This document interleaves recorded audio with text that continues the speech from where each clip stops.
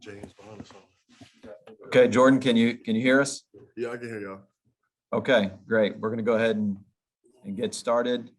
For everyone on the line, just go ahead and raise your hand. We'll get to as many as we can with Jordan. Our first question is going to come from Connor Riley. Go ahead, Connor, with your question. Hey, Jordan, thanks for doing this with us. In your time with Stetson Bennett, what has impressed you the most about, sort of everything he's done, his journey and all that he has gone through? Definitely his resiliency. Stetson, he's a resilient kid. I mean, he went from Rose Bowl scout team QB coming in, and just, grinding, working. He's an extremely hard worker. Every time I see Stetson, he's either like learning up on something or on his flip phone. So, he's just that guy you want to be around. And our next question will go to Jeff Schultz. Go ahead, Jeff, with your question. Jordan, as everybody's attempted to break down your last two games, the team's last two games, not yours. It seems like the narrative is you guys were just in a different place mentally against Michigan. Would you agree with that? And since the two teams in this game seem like they're pretty equal physically, is it really come down to focus and mental approach in your view? Definitely. After the last Alabama game, we was like our wake-up call. We had to realize that we had a lot of work to do, and we haven't arrived yet. And we just came back, worked hard, and went out and played Michigan. And we've seen the result of that game. And it's just a different mindset switch from practice to the way we carry ourselves in the locker room. Especially like this week, we've been grinding hard. It's kind of like a bittersweet moment because, although we're playing for, a national championship, the older guys and the seniors are leaving. So it's kind of like balancing that and, balancing those emotions. But definitely this game is a lot more mental than physical. These teams are pretty much evenly matched when it comes to personnel and, physicality and everything. And the thing that really sets us apart is just mentally and who do things better. So. All right, and our next question will come from Heather Dinich. Go ahead, Heather, with your question. Yeah, the first 12 games were just unbelievable statistically for your defense, obviously, and Alabama took some of the shine off of that. I just wanted your take on what you think your perspective is on the true identity of this defense. True identity is what you've seen for the last 12 weeks in the regular season. Alabama, they gave us a little fit. Threw a lot of haymakers, and we couldn't really respond like we wanted to. But with time, you get better. You learn more about yourself as a defense. You learn more about Alabama with this time going into the game. So definitely this time around, it'll definitely be different. And our next question will come from Michael Casagrande. Michael, go ahead. Jordan, what did they do specifically, Alabama, against you to make this difficult in that SEC championship game? Honestly, in the SEC, it was just, down to mental execution. It was a couple plays that we busted, and they got big plays on, and, just, I'd say we wasn't as conditioned as we should have been, especially, on my part.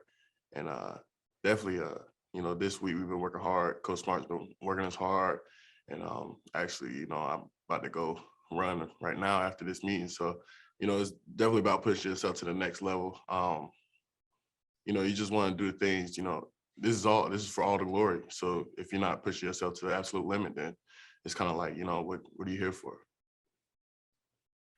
Our next question will go to Georgia Chambers. Go ahead, Georgia, with your question. Hey, Jordan, you kind of talked about pushing yourself to that next level. So coming into Monday night's game, as a leader on Georgia's defense, what have you seen during preparation from your team over the past few days to make you believe that your team is prepared for this rematch against Alabama? Definitely the buy-in. The whole team is bought in to the plan, to like just everything, extra film, extra conditioning, just doing the little things extra that we need to get us to the next level. And, it's been a great journey. We always talk about, if you're going to do something, bring somebody with you. So it's been like, young kids going with the seniors and getting some extra film or getting some extra conditioning. I was out there working out with Keely, and, when you're working out with Keely or somebody else from a different position, you learn more about them, and it kind of ties in that connection piece that we've been talking about all year. So it's just one of those things, everybody's just been bought in, so it makes it a lot easier to, just coach for the coaches, and it's a lot easier to play as a player. Our next question will go to Zachary Powell. Go ahead, Zachary. Hey, Jordan, thanks for doing this. Can you talk about what not only beating Alabama would mean, but what winning the national championship would mean both for you and for Georgia as a whole? Definitely beating Alabama would be an accomplishment, not only for me, but for, Coach Smart and everything. I had 3 shots at Alabama and I haven't beaten them yet. So that's speaking for myself as a team, winning a national championship. This is what we're grinding for. This is what we work for all season. So of course it's going to be an amazing feeling. And, we haven't won a national championship since 1980. So to be able to do this and have a regular season that we did and just come out on top at the end of the day, it will be an amazing feeling. And, it's one of those things that you work hard for.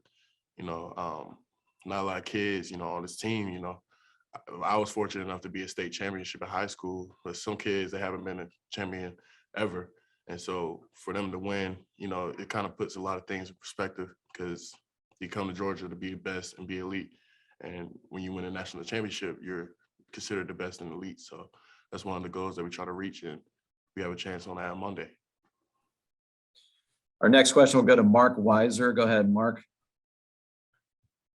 Jordan, you were saying how it's a lot more mental than physical as it relates to Alabama and the success they've had. How have you guys approached that to have the right mental frame of mind? Like I said, just a lot more film, a lot more paying attention to the details within technique, film, noticing little nuances with their offense, and just learning about, how they operate a little bit more. Obviously, we have a little bit more time than we did for the SEC championship game. And we just took that time to really just work on ourselves. It's not even about Alabama. It's really about working on ourselves and getting that mental piece and getting that mental hurdle over. Our next question will go to Mike Griffith. Go ahead, Mike, with your question. Hey, Jordan, just enjoyed watching your rise through your career, man. Congratulations. But, Stetson was up there a moment ago saying hero or zero. And, I think about all the social media, all the highlights from that first game, and you being kind of the face of the program. A lot of people zeroed in on you and the sideline to sideline play and neutralizing the Outland Trophy and Bednair. How hard did that hit you? You just mentioned the conditioning, and you seem to have a little bit more of an edge today. Did that game hit you hard in terms of, just how important it is for you to be that sharp, on point, and physically ready? Yeah, definitely. It was definitely a wake-up call. I had to look at myself and realize that I wasn't doing enough. And, I try not to let things get to me and affect me like that. But that game, it definitely stung a little bit, because, obviously every game you go into, you expect to win. And, not winning that game in the SEC championship kind of hurt a little bit.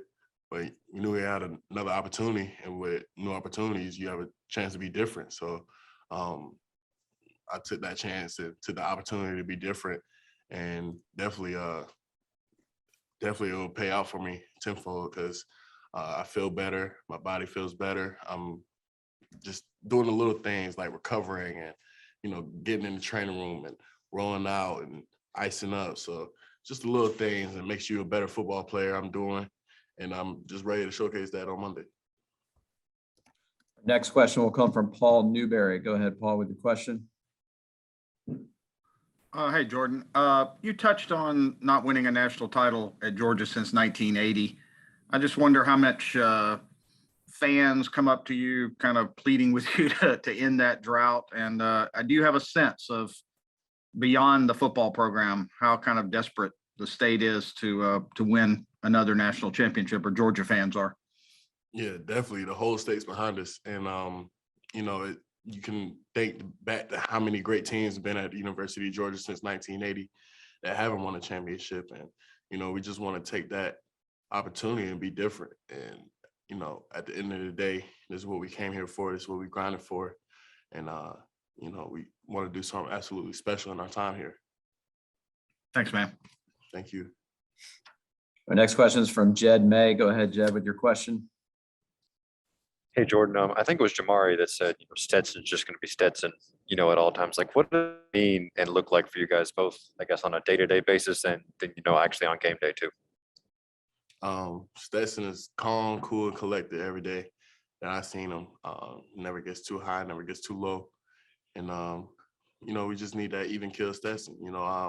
I definitely think, it was definitely a lot of trash talk about him after the SEC game that we all seen. And, we just want to make sure that he had our support. And we, no matter what, we're always 10 toes behind him. So Stetson is, how he went into Michigan and played lights out. Like, I mean, you're capable of, you know what he's capable of. And we all know what he's capable of. And, we just need his best, just like he needs our best. And we're always there for him. Our next question is from Zach Klein. Go ahead, Zach, with your question. I know you have a walkthrough tomorrow, man, but this is the final practice of your college career today. Are you going to miss them? And in your past experiences, do you guys do anything fun on that final day practice for like the seniors or any of the old guys? Yeah, I'm gonna miss practice a lot. I was just thinking about that. I was yesterday. I was like, man, this is my last practice in this facility. So I was just taking time and writing like a little message in my locker, for the next person to see, and whoever that might be. But it's definitely a bittersweet moment. Grateful to be in this position, playing for a national championship, but it's also sad that it's my last go around. But at the end of the day, this you just have to lead the nest. I can't be here forever.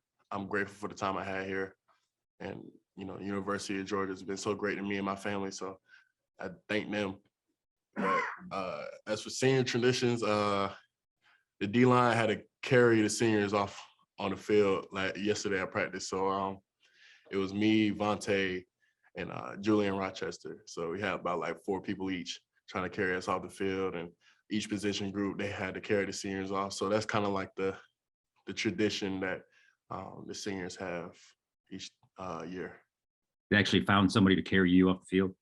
Yeah, it had to be like 3 or 4 people. So, it's like 2 people grabbed my legs and then 1 got my back. So it was pretty, I'll say it was pretty easy for them. They didn't have a hard time for what I saw. Thanks, bud. Thank you. And our next, we have time for 2 more questions. Our next question is from Anthony Dasher. Go ahead, Anthony, with your question. And Jordan, I was wondering if you could reveal what was in that little note you left in the locker room for the next player to occupy it. I can't reveal all the details, but it's just pretty much like I would say it's just a little memo. Like it was just my name, a little message, and then the years I played. And it's in a little hiding spot, so they kind of have to find it. But when they do, they'll have a little message. It's more so for me. So when I come back, I could just look at it and I'm like, yeah, that was my locker. If I have, kids in the future, or bring my brothers or something like that. And our last question for Jordan will go to Jeff Spiegel. Go ahead, Jeff, with your question. Yeah, Jordan, every defense wants to make the other quarterback uncomfortable. How difficult is it to make Bryce Young uncomfortable? Bryce is an extremely talented athlete. He's slippery. And I forgot, we was watching, I think it was Hard Knocks with the Colts. And they was talking about the Gingerbread Man and how Kyler Murray was kind of like running around like the Gingerbread Man. So that's what we've been calling him all week. And, just seeing him run around our defense on the SEC championship game, it's kind of like you have to tighten up. That's one of the things that we've been trying to do. I mean, I've been going against like wide receivers in our quarterback rodeo drill in practice. So trying to track down a wide receiver who's shifty. And, I'm a defensive lineman. It takes a lot of skill and it takes a lot of practice. And it teaches you to track a hip. So we just been tracking hips all practice, and definitely this go around, we'll try to contain them and get them. Jordan, thanks for your time and best of luck to you on Monday night. Thank you for your time. Have a great day.